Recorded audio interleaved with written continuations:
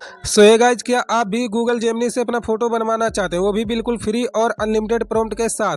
तो भाई ये वीडियो आपके लिए है। आज मैं देने वाला हूँ गूगल जेमिनी के अनलिमिटेड प्रॉम्प्ट्स, जिनसे आप अपना फोटो जनरेट कर सकते हो। तो चलिए स्टार्ट करते हैं।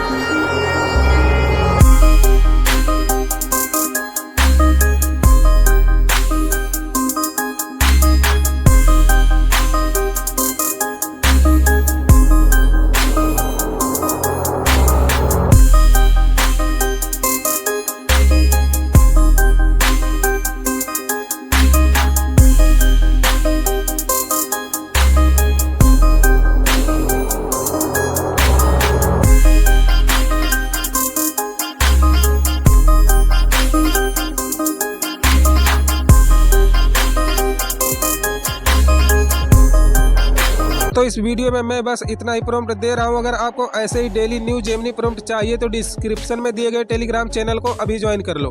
वहाँ आपको रोज नए फोटो प्रॉम्प्ट और AI ट्रिक मिलेंगे। वीडियो अच्छा लगा हो तो लाइक शेयर और सब्सक्राइब करना मत भूलना।